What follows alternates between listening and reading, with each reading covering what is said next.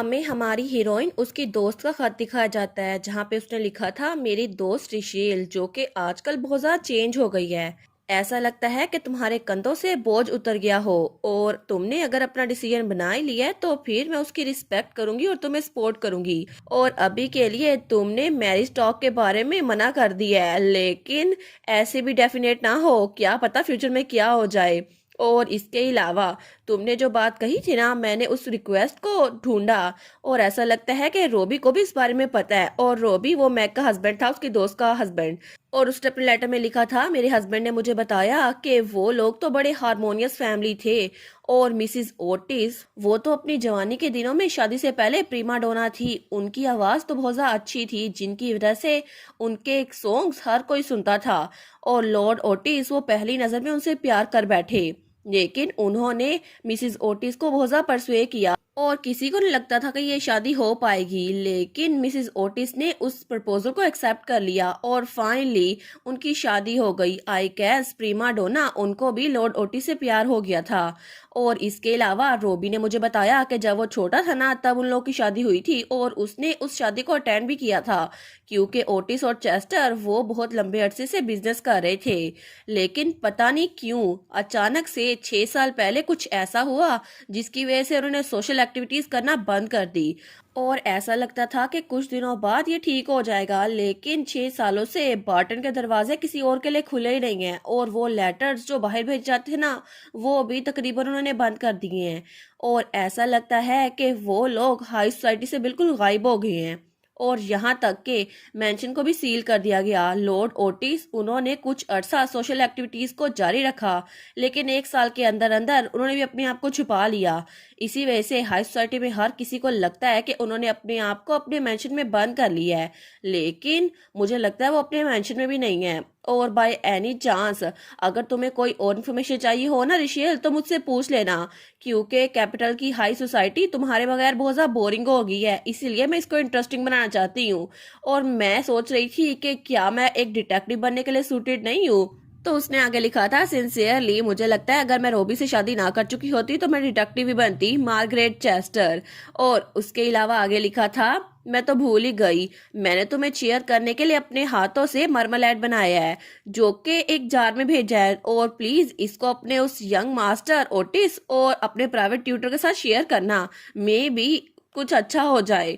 लेकिन तब ये सारा लेटर पढ़ने के बाद रिशेल वो एक जगह पर खड़ी थी और वहां से हेडमेड आ रही थी, लेकिन रिशेल उनके वहां पे आने का इंतजार करती है और जैसे ही हेडमेड उस तरफ आती है वो उनके सामने आ जाती है।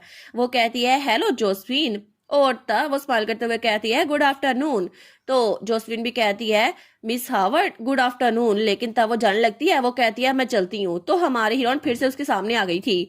वो कहती है, ऐसा लगता है कि मौसम बहुत ज्यादा अच्छा हो गया है। तो जोसफिन कहती है, सनशाइन तो बहुत ज्यादा अच्छी है बिल्कुल।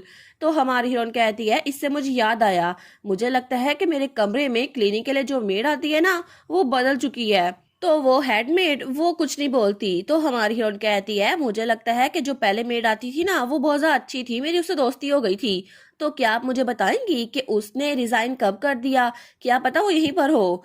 तो तब वो हेडमेड कहती है, मुझे माफ कीजिएगा लेकिन वो मेड उसका कॉन्ट्रैक्ट खत्म हो गया है और ये पॉसिबल हो नहीं सकता कि आप उनसे राब्ता कर सके, इसी वजह से मुझे लगता है कि आपको नई मेड के साथ दोस्ती करनी चाहिए। तो रिशेल कहती है, अच्छा ये बात है। वो कहती है, मुझे माफ कीजिएगा आपको डिस्टर्ब कर रही हूँ क्योंकि आप बिजी हैं जोसफिन। तो जोसफिन कहती है, कोई बात नहीं, और वहां से चली जाती है। लेकिन रिशेल सोचती है, मैं सच में पूरी यकीन हूँ, उसने कहा था 3 हफ्ते पड़े हैं, लेकिन क्या वो सच में पहले लौट गई है? झूठ। उस रात के बाद से मैंने दोबारा कभी भी बैकी को देखा ही नहीं है, और वो तो ऑफ कोर्स मेरा कमरा क्लीन करने के लिए आई नहीं थी, और मैं तो मेड्स के कमरे में भी गई थी। मैं उनसे कह रही थी मैं तो बस गुजरने के लिए आई हूँ, फिर भी मुझे वो वहां पर बिल्कुल नहीं मिली। ये तो बिल्कुल ऐसा है जैसे वो इवेपोरेट हो गई होगी। क्या मैं इसकी बात पे यकीन करूं? वो सोचती है, इन सारे हालात को देखते हुए मुझे लगता है कि बैकी वो खतरे में होगी। मुझे पहले इस बारे में शक था कि बैकी ने ही मेरे कमरे में वो रोज रखा था, लेकिन फिर भी वो खुद कहाँ गायब हो गई है। और मैक के लेटर के हिसाब से ये फैमिली तो बहुत ज्यादा हारमोनियस और पीसफुल थी, जैसा कि रोजर ने कहा था ना, बिल्कुल भी वैसा नहीं था। और इसके अलावा रोजर ने कहा था वो 6 साल पहले बाटन में आया था, लेकिन क्या ये वही टाइम था जब अचानक से ओटिस फैमिली हाई सोसाइटी से कट गई थी? तो आखिर वो मिसिंग पीस पजल का है क्या। लेकिन तभी वो अपने कमरे में आती है और अपने आप को कमरे में बंद कर लेती है। वो सोचती है मुझे तो खुद समझ नहीं आ रहा कि मैं क्या ढूंढूं और क्या नहीं। लेकिन तभी वो सोचती है मरमलेड उसने मेरे लिए जैम बना के भेजा है, और वहां पे रोज मेंशन के रूल्स के हिसाब से बाहर की चीज लाना मना है और उसको खाना बिल्कुल मना है, क्योंकि वो उसकी स्मेल के साथ बहुत ज्यादा सेंसिटिव है। वो सोचती है मुझे लगता है कि मुझे पहले इसके बारे में सोचना चाहिए, क्योंकि एज एक्सपेक्टेड मैं अभी के लिए यही कर सकती हूँ, सॉरी मैग। तो तभी वो अपना सामान खोलने लगती है। वो सोचती है मुझे लगता है मुझे इसे बाहर फेंक देना चाहिए, और वैसे भी अभी तक मैंने इसका ढक्कन नहीं खोला ना, तो इसकी स्मेल फैली नहीं होगी, इसी वजह से वो चीज यहाँ पर नहीं आएगी। लेकिन तब वो सोचती है मुझे लगता है कि मुझे इसे मेंशन से बाहर लेके जाना चाहिए, या फिर मैं इसे किसी और को भेज देती हूँ, जैसे कि अपने घर। अगर मैं पोस्टमैन से कहूंगी ना तो वो कहेगा जी मैं भेज दूंगा, और आना मेरी मेड वो भी कहेगी बिल्कुल मैं इसको संभाल लूंगी। लेकिन तभी वो अपना पूरा सामान चेक कर रही थी, उसे वो मरमलेट का जार मिल ही नहीं रहा था। तो हमारी हीरोइन सोचती है मैंने अपना लगेज क्या ऐसे ही खुला छोड़ दिया था। लेकिन तभी उसे कुछ एहसास होता है, वो सारा का सारा सामान उठा के इधर उधर फेंकती है। फिर भी पूरी अलमारी खाली हो गई थी, लेकिन वहां पर वो जार नहीं था। तो रिशेल सोचती है क्या वो मरमलेट क्या किसी ने उसको ले लिया है। तो तब उसका दिल बहुत बुरी तरह से धड़क रहा था। वो जल्दी से खड़ी होती है और वहां पर इधर उधर चेक करती है, लेकिन उसके कमरे में और कोई भी नहीं था। वो सोचती है क्या सच में किसी और ने इसको तो नहीं ले लिया, क्या कोई चीज डिफरेंट है। लेकिन तभी वो सोचती है मुझे लगता है कि मेरी बेड की चादर ये थोड़ी क्रुक थी, और सोफी के डायरेक्शन वो भी जैसे मैं छोड़ के गई थी ना उससे थोड़ी डिफरेंट है। इसका मतलब है कि यहाँ पर कोई जरूर आया होगा। तो तभी वो अपने आप के थप्पड़ मारती है। वो सोचती है इससे बाहर निकलो, तुम्हें सोचना होगा कोई तुम्हारे कमरे में आया था। वो चीज जो कि फूड के साथ बहुत ज्यादा सेंसिटिव है, क्या वो मेरे कमरे में आई थी। लेकिन वो सोचती है एक मिनट क्या ये फिर से किसी क्लीनिंग मेड ने तो नहीं किया। नहीं नहीं ऐसा नहीं हो सकता, अभी तो 4 बजे हैं, मैंने कंफर्म किया था कि उसने मेरे कमरे की सफाई की है और फिर मैंने अपने कमरे को लॉक कर दिया था, और अभी तक ये मरमलेड ये मेरे बॉक्स में पड़ा हुआ था। तो आखिर कल्प्रेट वो आखिर है कौन, क्या वो वर्क रिलेटेड था जो मेरे कमरे में आया या फिर कोई और। तो तभी रिशेल अपने कमरे की होल के पास जाती है और वहां पर बाहर देखती है। वो सोचती है ऐसा लगता भी नहीं किसी ने दरवाजा जानबूझ के खोला हो। और इसके अलावा एक बार काम डाउन और चेक करने के बाद फर्नीचर भी अपनी असल जगह पर है, ऐसा लगता है किसी और चीज को छुआ भी नहीं गया। लेकिन उसे फिर से याद आता है कि उस रूल बुक में लिखा हुआ था वो चीज स्मेल ऑफ फूड के साथ बहुत ज्यादा सेंसिटिव है। तो रिशेल सोचती है गोल यही था कि मुझे मरमलेट को यहाँ से दूर भेजना है, लेकिन क्या वो चीज जो कोई भी थी वो मेरे कमरे में भी दाखिल हो गई है। तो तब वो सोचती है कहीं कोई सीक्रेट डोर तो नहीं जिसकी वजह से वो मेरे कमरे में आ गया था। तो तभी रिशेल वहां पूरे कमरे को देखती है, तो वहां पर एक अलमारी पड़ी हुई थी जिसको वो यूज नहीं करती थी, और उसका दरवाजा थोड़ा सा खुला हुआ था। रिशेल सोचती है ये खुला हुआ क्यों है, कहीं ऐसा तो नहीं कि वो इसके अंदर हो। तो तभी वो उस दरवाजे को खोलने के लिए हाथ बढ़ाती है, लेकिन जैसे वो उस दरवाजे को खोलती है तो वो अलमारी खाली थी। रिशेल सोचती है मैं क्या ही सोच रही थी, मुझे लगता है कि यहाँ पे कुछ भी नहीं है।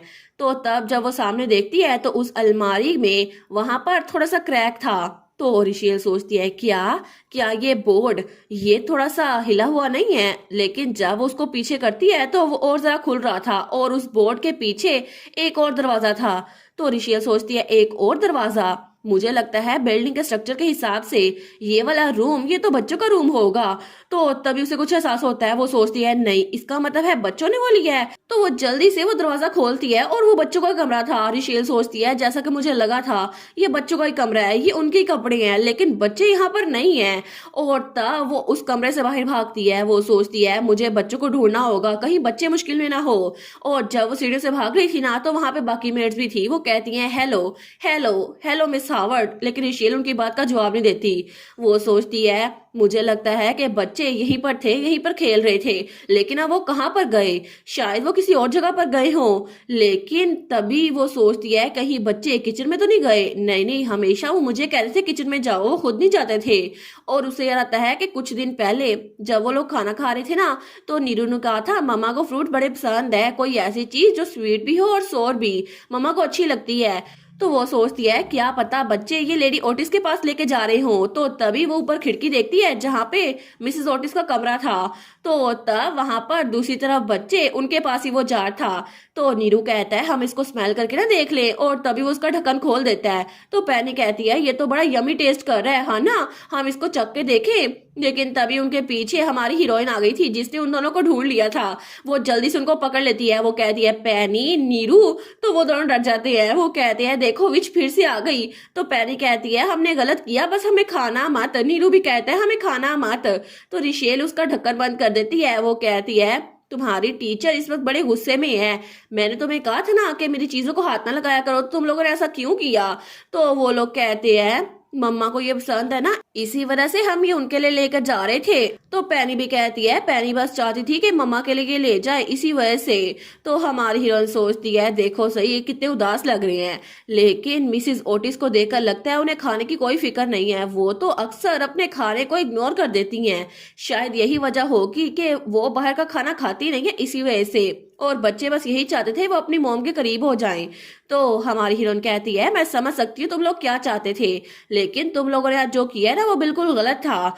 तो रिशेल बच्चों से कहती है तुम्हारी टीचर आज बहुत ज्यादा शॉक हो गई थी क्योंकि उसकी चीजें गायब हो गई थी। चलो अब तुम्हारे कमरे में वापस चलते हैं और फिर बात करते हैं कि तुम लोगों ने क्या गलत किया।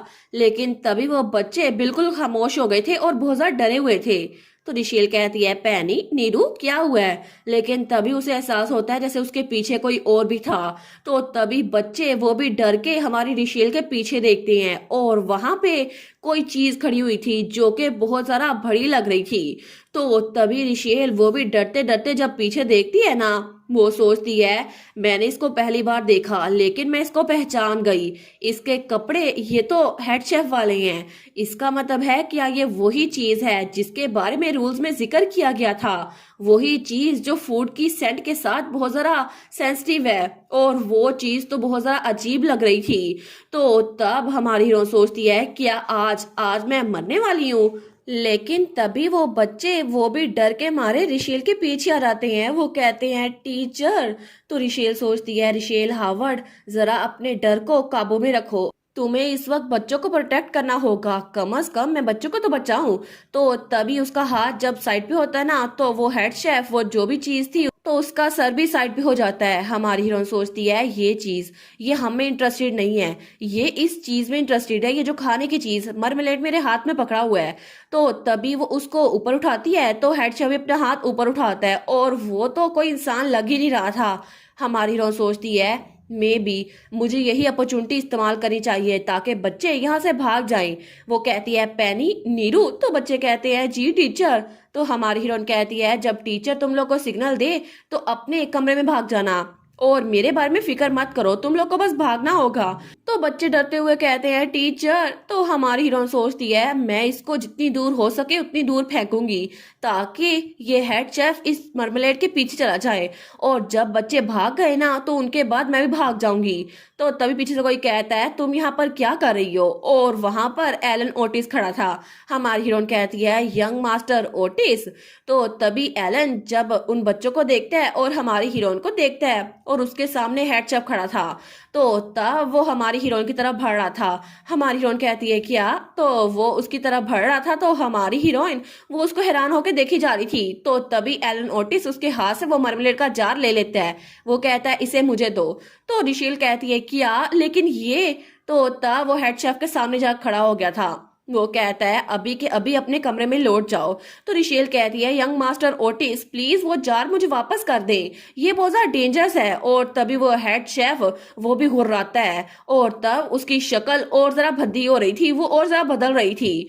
तो तब एलन ओटिस को भी डर लग रहा था लेकिन वो कहता है जाओ अभी के अभी। हमारी हीरोइन कहती है यंग मास्टर ओटिस। तो एलन चिल्ला कहता है मैंने कहा दफा हो जाओ, अगर तुम्हें अपनी जान बचानी है तो निकल जाओ यहाँ से। तो तब वो सोचती है ओ नो मैं एलन को यहाँ पे छोड़कर नहीं जा सकती। लेकिन तभी पीछे से बच्चे कहते हैं टीचर टीचर हमें हमें खाए नहीं जाना, टीचर प्लीज हमें बचा ले। तो हमारी हीरोइन वो अपनी आंखें बंद कर लेती है, वो सोचती है ठीक है अभी के लिए मुझे बच्चों को बचाना होगा। तो तभी वो नीरू को उठा लेती है और पैनी को लेकर वहां से भागती है उस हेड शेफ के बिल्कुल साथ से। लेकिन उसने अपनी आंखें बंद की हुई थी, वो सोचती है नहीं मुझे बस यहाँ से निकलना होगा। और तब वो वहां से बहुत तेज से भागती है, वो सोचती है बस मुझे अपना सर नहीं उठाना, बच्चों को उनके कमरे में पहुंचाना है बस। लेकिन उसके थोड़ी देर बाद वो सोचती है मुझे रोजर की हेल्प लेनी होगी। वो रोजर को ढूंढने के लिए गई थी लेकिन रोजर वहां पर नहीं था, और जब तक वो वापस से उस जगह पर आई तो ना ही वहां पर एलन था और ना ही वो चीज। ऐसा लगता था जैसे वहां पर कभी कुछ हुआ ही नहीं। तो हमारी रिशेल सोचती है क्या रोजर ने पहले ही यंग मास्टर एलन को बचा लिया है। हालांकि मैं श्योर नहीं हूँ कि मुझे सुकून मिलना चाहिए या फिर नहीं। मुझे लगता है कि मुझे अभी भी डर लग रहा है। तो तभी वो बच्चे वो अपने कमरे में तकिया सर पे रखे हुए रो रहे थे। वो कहते हैं मुझे डर लग रहा है, मुझे खाए नहीं जाना। दूसरा कहता है मुझे नहीं खाए जाना, वो हमें खा लेगा। तो तभी हमारी हीरोइन उनके पास आती है और उनसे कहती है पैनी, नीरू। वो कहते हैं टीचर ये आप है ना। और दोनों की आंखों में आंसू थे लेकिन दोनों ही हमारी हीरोइन को गले लगा लेती हैं। वो कहते हैं टीचर हमें बहुत ज्यादा डर लग रहा था। तो हमारी हीरोइन कहती है क्या तुम लोग टीचर को बता सकते हो कि तुम लोग मेरे कमरे में कैसे आए थे। तो पैनी और नीरू एक दूसरे की तरफ देखते हैं। वो कहते हैं असल में टीचर का कमरा पहले हमारा ड्रेसिंग रूम हुआ करता था और इसी वजह से हमें यहाँ पे ये दरवाजा मिल गया, और ये दरवाजा ये तो पीछे ही रह गया था, इसी वजह से ये टीचर का कमरा बन गया और हम आपके कमरे में आ गए। हमारी हीरोइन सोचती है रूल्स में से एक लूप होल। वो सोचती है इसका मतलब है कि सिर्फ ट्विंस ही मेरे कमरे में आए थे, वो चीज मेरे कमरे में नहीं आ सकती, मेरा कमरा अभी भी सेफ है। तो तभी बच्चे उसको देखते हैं। वो कहते हैं कि अब आप हमें नहीं डांटेंगी, अब हमारा मसला खत्म हो गया। तो रिशेल कहती है नहीं अभी तो तुम लोग की डांट शुरू हुई है, और वो फिर से कहते हैं विच देखो ना हमें डांटने लग गई है। तो हमारी हीरोइन तो उनको बहुत ज्यादा समझाई जा रही थी लेकिन वो दोनों रोते हुए कहते हैं हमने गलत किया, सॉरी। और उसके थोड़ी देर बाद वो लोग फिर से सोफे पे लेट गए थे। तो रिशेल वो अपने कमरे को देख रही थी। वो सोचती है अभी जब मैं इस कमरे में आई तो बच्चे कह रहे थे हमें खाए नहीं जाना, इसका मतलब है कि उनको पता है वो चीज जो भी है ना वो इंसानों को भी खाती है, लेकिन वो चीज वो कोई इंसान तो लग नहीं रही थी। और हेड शेफ वो एक नॉन ह्यूमन है, लेकिन बच्चों को यही मतलब था। और पहले जब मैंने उनसे सुना था ना कि प्लीज हमें मत खाओ, मुझे लगा शायद उन्होंने किसी स्टोरी बुक में पढ़ा होगा, लेकिन इसका मतलब है बच्चों ने पहले भी उस चीज को काफी बार इस मेंशन में देखा है, इसी वजह से उन्हें इस बात का डर था वो चीज इन्हें खा ना ले। तो तब वो सोचती है अब मुझे ये करना ही होगा, जैसे ही मैं इस मेंशन से बाहर निकली ना मैं बच्चों को भी अपने साथ ले जाऊंगी ताकि वो सिक्योर रहे और बिल्कुल सेफ। लेकिन तभी वो सोचती है इसके अलावा अगर पॉसिबल हो सका ना तो मैं एलन ओटिस से भी बात करूंगी, उसको भी यहाँ से निकालने के लिए मजबूर करूंगी। और तभी बाहर बारिश स्टार्ट हो रही थी। वो सोचती है ऐसा लगता है मुझे यंग मास्टर ओटिस के साथ बात करने की जरूरत है। लेकिन तभी दूसरी तरफ हमें वहां पे एलन का कमरा दिखाया जाता है जहां पे रोजर खड़ा हुआ था और उसके हाथ में एक ब्रेड था जिसपे वही मरमलेड लगा था। तो तभी रोजर वो उस ब्रेड को खाने लगता है। वो कहता है वाह ये मरमलेड तो बड़ा अच्छा बना है, क्या उसने बोला था ये उसकी दोस्त ने बना के भेजा है। और एलन भी कमरे में ही था। वो कहता है एलन तुम इसको ट्राई करना चाहोगे, लेकिन एलन वो अपने हाथ पे पट्टी बांध रहा था जहां पे बहुत ज्यादा चोट लगी हुई थी। तो रोजर कहता है मैंने तुमसे पूछा क्या तुम इसको खाना चाहोगे। तो एलन उसको घूर के देखता है। वो कहता है तुम्हें सच में लगता है कि मैं अपनी इस कंडीशन में ये खाने का सोच भी सकता हूँ। तो रोजर कहता है मैं गेस तो कर सकता हूँ, वैसे भी अभी कुछ ही घंटे पहले तुम तो खुद उस हेड शेफ का टोस्ट बनने वाले थे, और तब एलन उसके हाथ पे जो चोट थी शायद वो उसी हेड शेफ की वजह से आई थी। तो एलन कहता है मैं ऐसे एक भिखारी की तरह लग रहा हूँ, अगर उसे कुछ खाना ही था तो मेरी टांग पे काट लेता, आखिर मेरे हाथ को इतना जख्मी करने की जरूरत ही क्या थी।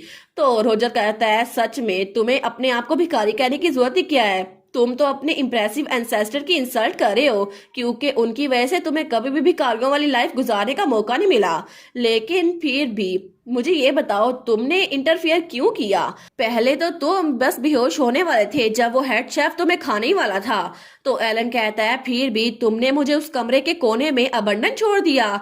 तो रोजर कहता है क्या मैं यहाँ पर तुम्हारा क्लीन अप करने के लिए आया हूँ, ग्रेटफुल रहो कि मैंने वहां जाकर तुम्हारी जान बचा ली। तो एलन कहता है देखो सही कौन जान बचाने की बात कर रहा है, जैसे कि तुम मेरी जान बचा ही ना लो। तो रोजर कहता है मुझे फर्क नहीं पड़ता कि तुम चाहे जो कुछ मर्जी करो या जहां मर्जी क्रॉल कॉल करते रहो, लेकिन अभी ये टाइम इतना नहीं है। मैं प्रिटी श्योर हूँ कि मैंने तुम्हें वार्निंग दी थी कि तुम बस आराम से एक कोने में पड़े रहो। तो एलन कहता है, मैं तुम्हारी उस फेवरेट होम ट्यूटर को बचाने के लिए गया था जिसकी तुम बड़ी फिक्र करते हो। क्या तुम्हें खुशी से नाचना नहीं चाहिए, क्योंकि तुम ही थे जिसने मुझे उसको अच्छे से ट्रीट करने के बोला था। तो रोजर कहता है, अच्छा बिल्कुल मैंने बोला था, लेकिन तभी वो जल्दी से भागता हुआ एलन के पास आता है और उसका कॉलर पकड़ लेता है। एलन कहता है कि तुम क्या कर रहे हो, लेकिन तभी वो ब्रेड उसके मुंह में ठूसने लगता है।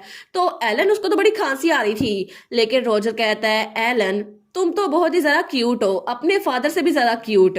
तुम्हें लगता है कि मैं तुम्हारी फिक्र करता हूँ, ऐसा कुछ भी नहीं है। और अगर तुम्हें यह बर्दाश्त करना है ना, तो तुम्हें ये करना ही पड़ेगा, क्योंकि आफ्टर ऑल तुम भी एक ओटिस हो। और तभी वहां पर जहां एलन के चोट लगी थी, वो उस जगह को बहुत ज्यादा दबाता है, तो एलन को बहुत ज्यादा तकलीफ हो रही थी। तो रोजर कहता है, क्या तुम सच में वहां पर रिशेल को बचाने के लिए गए थे एलन, या फिर इस बार भी तुम सुसाइड करने के लिए कोई मौका ढूंढ रहे थे? तो एलन उसकी तरफ घूर के देखता है, तो रोजर वो उसका कॉलर एक बार फिर से पकड़ता है और कहता है, अगर तुम्हें मरना ही है तो फिर वो करो जिसके लिए तुम्हें यहाँ पे रखा गया है। और तब वो फिर से उसका गला दबा रहा था।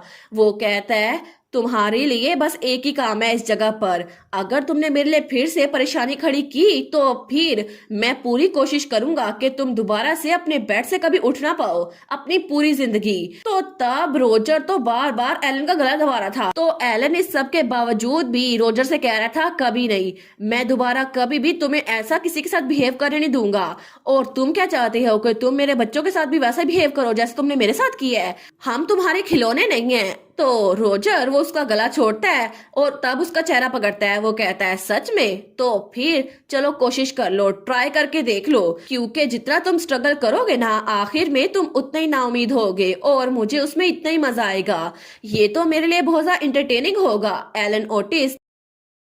और इसी के साथ ये वाला पार्ट यहीं पर ख़त्म। तो आप लोग बताइएगा आप लोग को ये पार्ट कैसा लगा, और वीडियो को लाइक और चैनल को सब्सक्राइब लाजमी कीजिएगा। बाकी वीडियोस का लिंक भी स्क्रीन पर नज़र आ रहा होगा, तो काइंडली उनको भी चेकआउट कर ले। और thank you so much for watching my videos. Stay safe, bye bye.